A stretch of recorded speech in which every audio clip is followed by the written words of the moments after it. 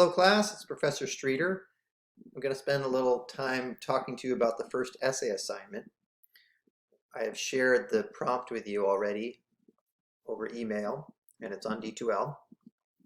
And I'll give you a copy in class so we can talk about it on Thursday. But I thought it would be useful to hear a little bit about the prompt from me before we meet in class. So let me show you the prompt. Here it is, the instructions for the first essay assignment. Let me just start by saying the goal is to find some passages in our texts, Gilgamesh and Genesis, that raise interesting questions for you. And the goal of the essay then will be to develop a response to those questions, or to resolve a problem or an issue or a question that comes up for you in the reading. I've given you lots of suggestions for topical questions, but your task is to focus in on a problem or a question or an idea that you want to explore for 5 or 6 pages. Each prompt, as I say, contains many different but related questions, but you don't have to answer all of them. So when we look at the prompt questions, the topical, my suggestions for topics below, don't think that you have to answer every single question within the prompt. My questions are meant to get you to focus, and your task as a writer is to focus on a central question or a central problem or a central issue that you're going to explore for 5 pages.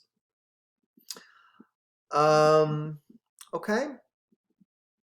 So again, as you begin taking notes and jotting down ideas for the essay, try to get to the point where you have a central question, right? And the thesis of the paper, this is an argumentative paper, you're going to make an argument.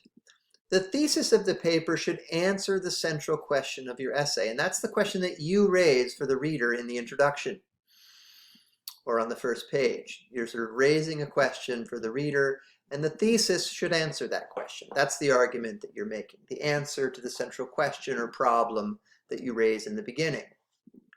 The whole essay then should be devoted to developing that central argument, or answering that central question. So think about how each paragraph contributes to your thesis, how each paragraph helps the reader come closer to an answer to your question. These are formatting issues here in the second paragraph of the essay assignment. Make sure your essay is double spaced in a 12-point or 11-point font, a normal font like this one. I believe this is, what is this? This one is Arial. Calibri is also good, Times Roman. Choose your font, but make sure it's a normal sized font. Okay? And again, you're writing an essay in the form of an argument. I want you to tell stories in class, and we can talk about stories that you know, and you can share your stories in your writing. But for the essay, I'm looking for an argument. So focus on argument structure. That means you need an introduction with a thesis statement, some body paragraphs that provide support for that thesis, and a concluding paragraph that draws a conclusion. We'll talk about this as we move along. We have a few weeks to write this essay. But the conclusion is not something that should just restate your thesis or repeat what you said in the introduction. You can remind the reader of what you've done. That is a good thing to do in the conclusion, but then extend it, right? What have you shown in the essay? What are the larger implications of your argument? That's the work of the conclusion, right? Here's what I've argued, here's what I've shown, and here are some interesting implications, right? Here's why that matters. Here's what's interesting about that. Okay, that's the work of the conclusion. The next paragraph here focuses on evidence. So by evidence, I mean passages from the text or scholarly articles that you've read about Gilgamesh or Genesis, the introduction, for example, from Beckman, or the introduction from Mitchell that I asked you to read online. If you're looking at Genesis, there's a long introduction from Alter. You can also do your own research, okay, and read articles about Gilgamesh, read articles about Genesis. That would count as evidence. Also, other things you've read, okay? We're looking at Gilgamesh and reading it as a kind of myth of origin. Genesis also, I'm trying to encourage you to read Genesis as a myth of origin. They have some things in common. They're very different texts, but they have some things in common. But maybe you've read other myths, okay, that you think are relevant to your interpretation of Gilgamesh, relevant to your interpretation of Genesis. You can bring that evidence to bear on your argument, right? So the point about evidence is, first, that's the basis of your argument. Secondly, you need a works cited page. So I want to see that you know how to cite your sources and that you know how to incorporate citations or specific passages, quotations into your essay writing. So that's something to think about as you get further along in the writing process. How are you incorporating quotations, specific passages into your argument? And do you know how to put together a works cited page? That's something you can learn if you don't know how to do it yet. We'll talk about that in class. I mean, I'll help you with that if you struggle with those things.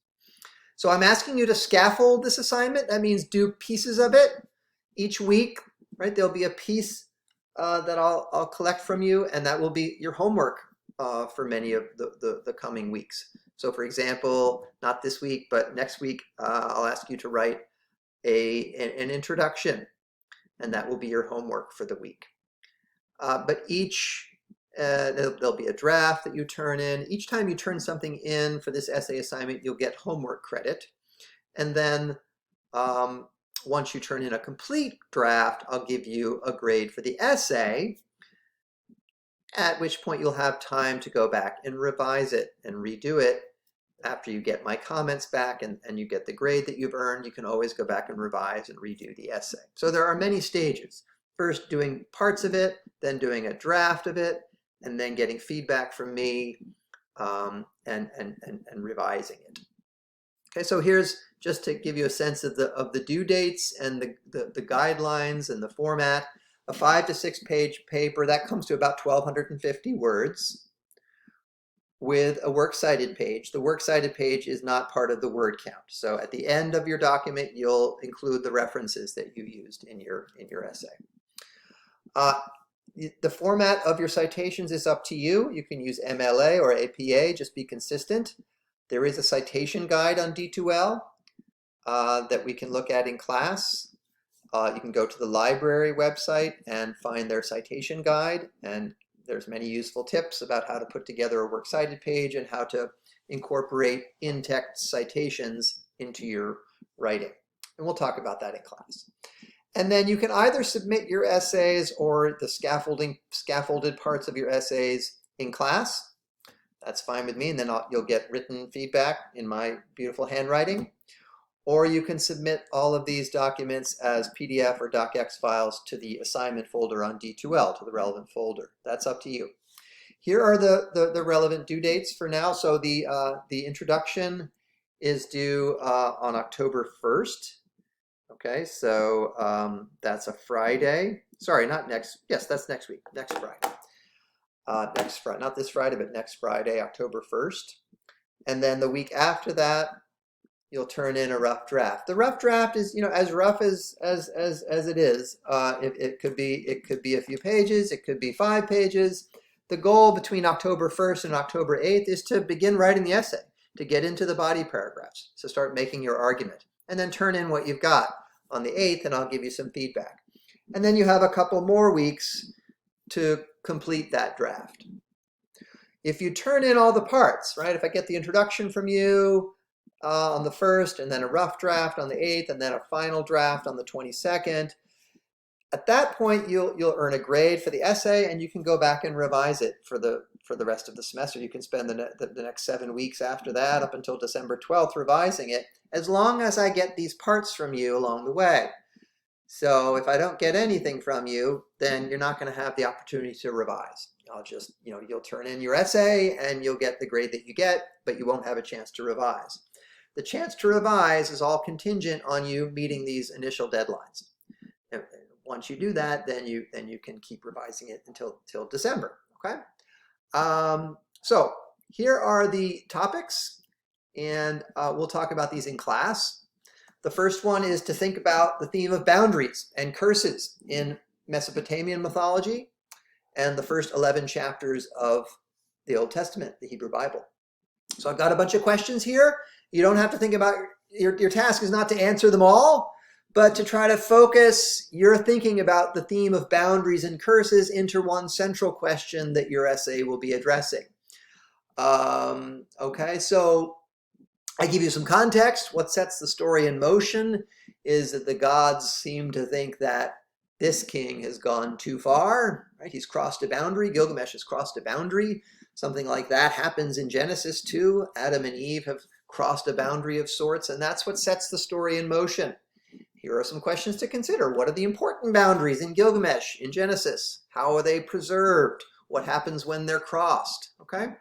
And what does this tell us about Mesopotamian culture, Mesopotamian values, or Hebrew culture, Hebrew values? Okay? You can also think about the role of curses here in that context. Okay?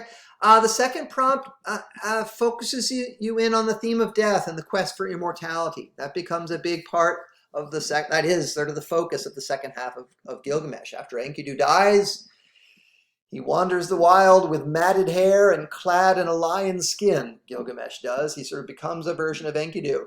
What's he seeking? This is a question about the quest story. He's looking for immortality, but how does he understand that? Right? How do we see it?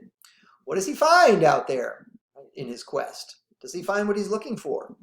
If you read the Mitchell introduction, he says, well, many have read this as an epic about the fear of death. Is that the right way to read it? Is that a useful way to read it? Right? Does Gilgamesh overcome his fear? And what are we left with at the end of the poem? Right? What kind of wisdom does Gilgamesh bring home to his people? Okay, those are all questions to think about as you kind of try to focus in on the quest for immortality, the theme of death in that story. You could also think about the theme of friendship and love and becoming human. We've talked a lot about that in class. And relate that to, so you could use your homework assignment and to develop a more in-depth argument on the question of what it means to become fully human. The last two, so the sixth is just to come up with your own topic, and there are readings on D2L if you want to read a secondary article by a scholar, or if you want to develop one of your discussions or Monday feedback questions or one of your homework assignments into a longer essay, you can do that. Okay, but number 4 and 5, 4 asks you to look at the relationship between the two flood stories, and we'll talk about that this week. Right, Gilgamesh and Genesis both have a flood story. So, right, your homework for this week actually is to think about that connection and to think about the flood stories. So you could write your whole paper on that. And then the 5th question gives you some context for origin myths. Both Gilgamesh and Genesis in their own way are origin myths, right? They're pieces of literature, but they go beyond that. They seek to explain the origins of mankind, of a nation or a people, often the universe itself. Like we see that certainly in Genesis. But Gilgamesh is showing us something about the origin of a form of life, a nation, right? Of a city. Okay, so there are both in some ways origin myths. Certainly Genesis is the more kind of classic example of an origin myth. But we treat them differently. We treat origin myths differently. Why? Well, they don't just tell us where we come from, but they tell us who we are. Okay, so what do these origin myths tell you about, right, the people who believed in them, right? Why do you think that the Hebrews chose this story as their origin myth, or the Mesopotamians chose the story of Gilgamesh as their origin myth? Like, what does that tell you about their values, okay, and who they are? Okay, I'm run out of time. We'll return to this in class, but this is my introduction to the first essay topic. Okay, thanks. See ya.